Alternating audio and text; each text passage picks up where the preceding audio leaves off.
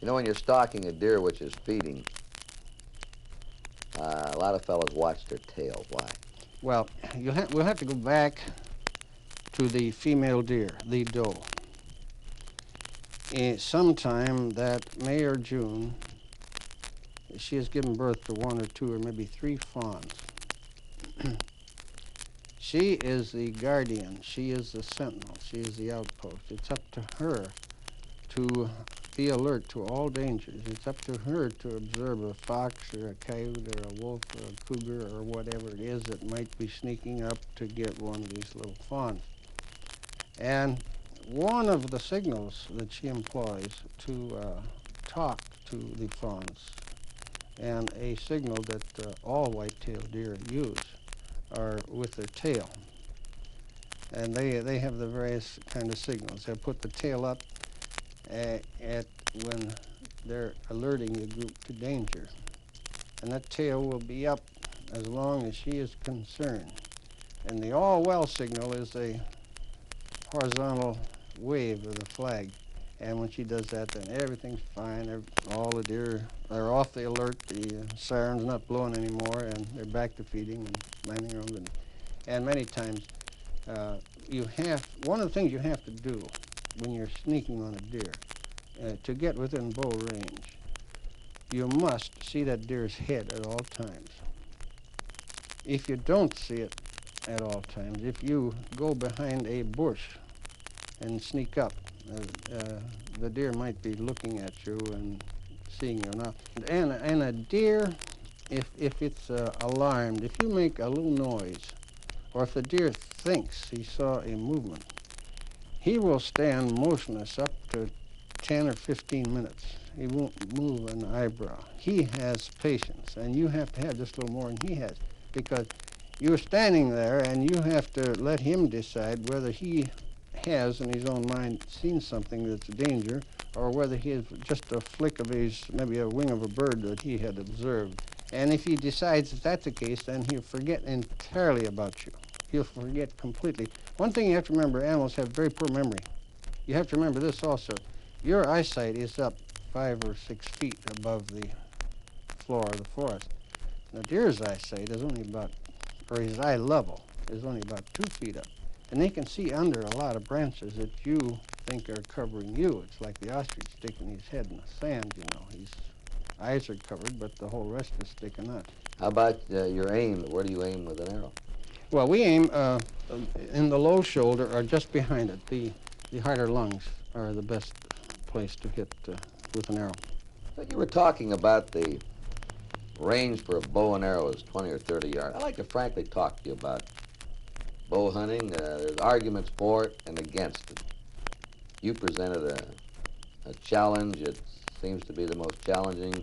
To get within 20 or 30 yards is a great challenge to the hunter. You can shoot game quarter of a mile away, 200 or 300, 400 yards. That doesn't take the skill of stalking the game and getting as close, right? So there's more challenge in getting close to the game in bow and arrow hunting. Mm-hmm. And when you take up the bow for hunting, you're assuming quite a handicap, because you do have to get close. And the closer you get, the greater your chances are of being seen by the deer, let's say. Fred, today when we were hunting, we were using one of the blinds that you'd built. Most of your experiences in hunting and the fellows you hunt with, do they hunt deer from blinds? Well, most of them do, early morning and late evening, and they still hunt in between, which is the way I like to do it, although I don't, I'm good for about an hour in the blind, and I get a little restless, and I want to see what's over the hill. You want to get moving, huh? Yeah, I like to get going. You were talking a little bit earlier about letting an animal walk slightly past you before shooting. Why? Well, you see, here again, that's not so important with a gun, because you, with a gun, you just very slowly can raise it and shoot. But with the bow, you've got to push the bow out at arm's length, stick it up in the air, and go through a lot of motions of drawing. So your chances are a lot better if you wait till the deer is past you, then he's not so apt to see you. But don't be fooled on the angle of sight of a deer. From a side view, I don't know what the angle might be, but they can see back quite a ways. And even though they are past you, you have to make your movements very slow and deliberate. Then there's another reason for doing that. An arrow going forward from behind the front legs is a much better hit because you're getting into the vital areas. So the two reasons for that. How do you train yourself to concentrate on a tiny spot? You want to really split a hair, don't you? How do you do this? Well, it's the worst thing you can do with a gun or a bow is to shoot at the whole deer. You'll miss it. You concentrate on the very smallest spot that you want to hit. You don't look at anything else. You don't look at the antlers, if they have any, or the eyes, or any of the rest of the deer. You only see that little spot there back of the shoulder. It's like shooting a covey of quail. Same thing. And, you know, at 20 yards, an average bowhunter, let's say, can hit a tin can. But he'll miss a deer. And the difference is because he's shooting at the whole animal, and the buck fever's probably entered into it. By getting into the buck fever business, with a gun, you get buck fever. And maybe the deer is 100 yards. Well, think how much greater the chances are of getting buck fever when you're hunting with a bow. If the deer's only 20 yards, or 10 or 15, when you could see every whisker on his nose and see his eyelashes. A buck fever really grabs you at that time, and it does things that are amazing. And it seems more reasonable to get buck fever over a bear, or bear fever if you want to call it, because they are potentially dangerous. But a deer can really get your heart pounding and get your blood racing around through the veins. When I first started hunting, I got buck fever. I was afraid the deer would hear my heart beating and scare them away. Yes, I've been just pound, just pound, yeah, pound. You think you can be hurt all over? Yeah, and I think one of the things that brings on that condition is you're inclined to not breathe normally. You're inclined to not breathe deeply. And I think your system gets partly drained of oxygen and encourages the tremors that are associated with the so-called buck fever. I've seen you shoot moving targets. Have you ever shot a moving animal with a bow and arrow? Oh, yes. On a run? Many. To shoot a moving animal with a bow is strictly instinctive, like duck shooting or trap shooting. You swing on your lead, and by practice, you're able to do it pretty well. Although the velocity on an arrow is much lower. A running deer at 40 yards, you've got to lead him about 3 jumps. And in my own particular case, I can't say this applies to anybody else's technique, but I have a mental picture of the flight of the arrow before I loose it. And I have a mental picture of the deer coming, and I can see the meeting in my eye before I loose the arrow. Is there a little tip of shooting with noises? Do you have any little tips on that? Yes. One of the greatest problems of the bowhunter, now I'm speaking of just bows now, is that the bowstring, the twang of the bowstring, seems to be the most terrifying sound in the woods to a deer. It's an alarming noise to them. Oh, it really frightens them. And sound travels about, let's say, 1,100 feet a second, but your arrow's poking along at less than 200. So the deer hears the sound of the bowstring, and he has a built-in involuntary muscular reaction to string sounds. And many times, in a well-directed arrow, he will not be there when the arrow gets there. Matter of fact, I killed 3 deer that I hit on the opposite side from I shot at. They heard the bowstring and turned around a half turn before the arrow got there. And it's really maddening. You'll do a beautiful jog on a stock. You'll get up close enough to them. You'll shoot a good arrow, but the deer won't be there. Sometimes you can correct for that.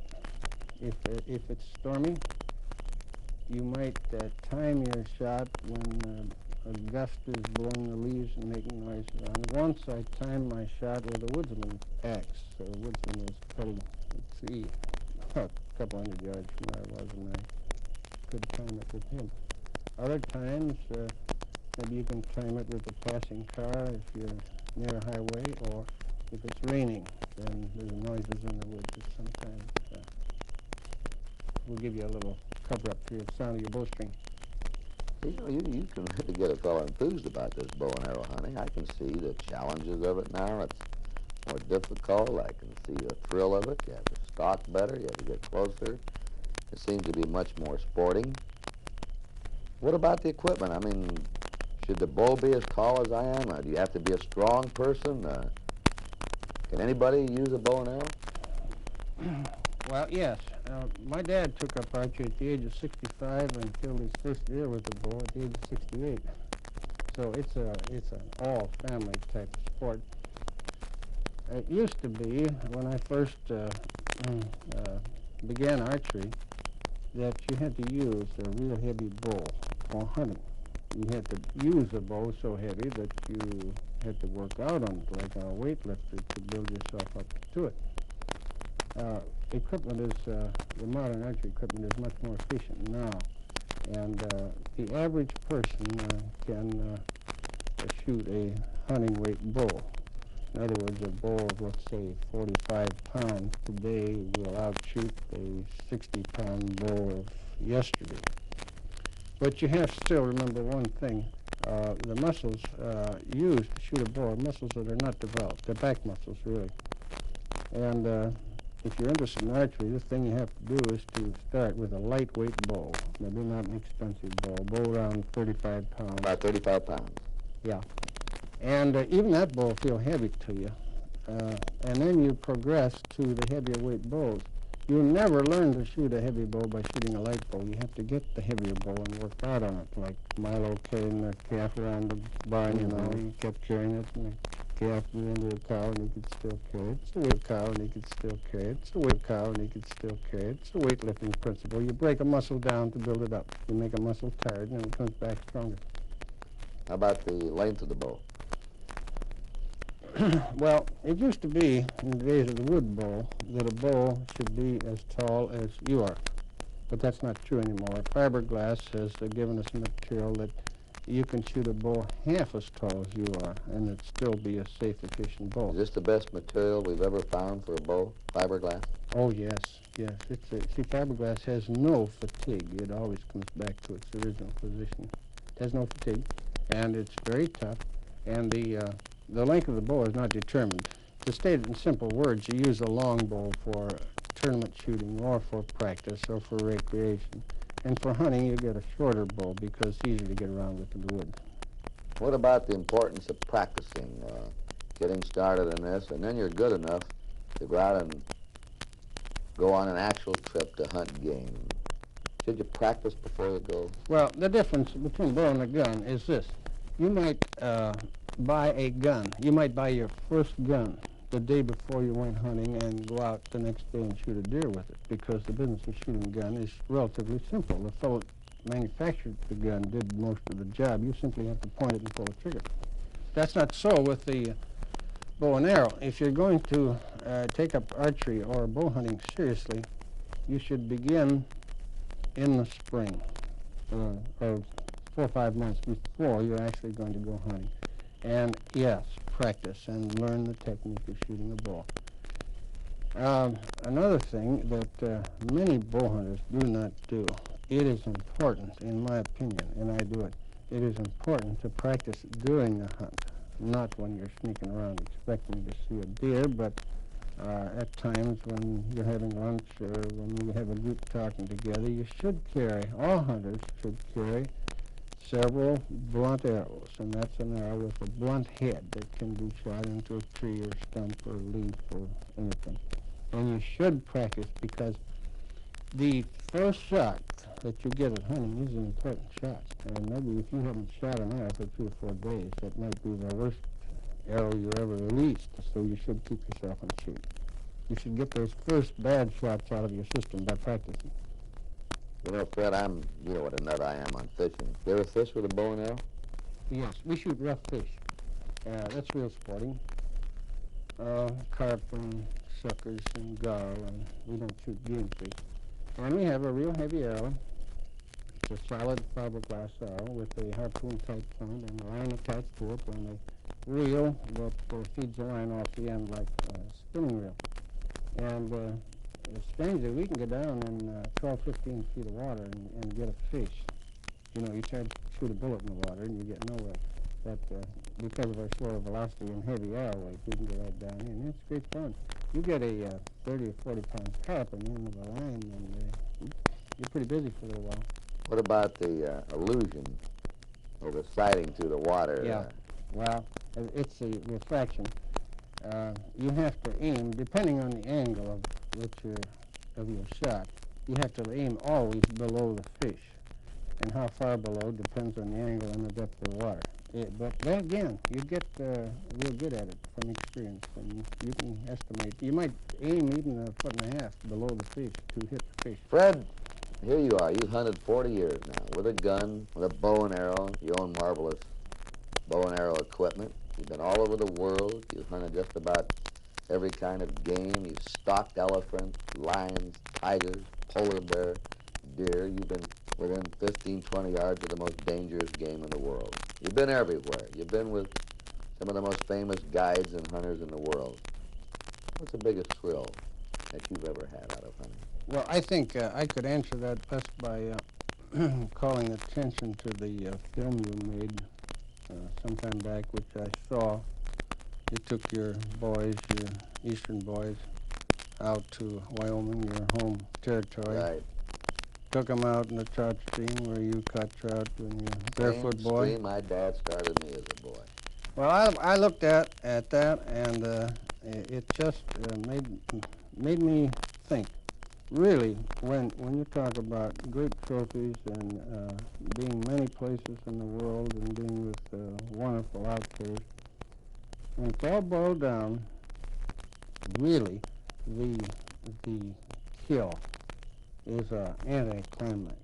It's something that while you are hunting, and you are hunting for a purpose to get a kill, the real fun of the thing is the companionship, the talks around the campfire like we're doing right now, and to observe nature, the birds and the animals, and to see the fish, and to find different kind of plants and study different kind of trees. That's really the thrill of the thing, and the hunting is secondary. And to me, one of the greatest sights that I can think of is to see a father take his son or sons, like you did, out into the woods and give them a good understanding of nature. It's important to get them off the streets, and there isn't anything that will cleanse the soul like getting up on a good frosty morning and washing your face in a creek where you have to break the ice. And really, if some of our teenage thrill seekers really want to go out and get a thrill, let them go up into the northwest and tangle with a grizzly bear or a polar bear and a brown bear. They'll get their thrills that way. I agree with you. Hey, listen, we could talk here all night. We've got to go hunting in the morning. Let's say we hit the sack. Good idea.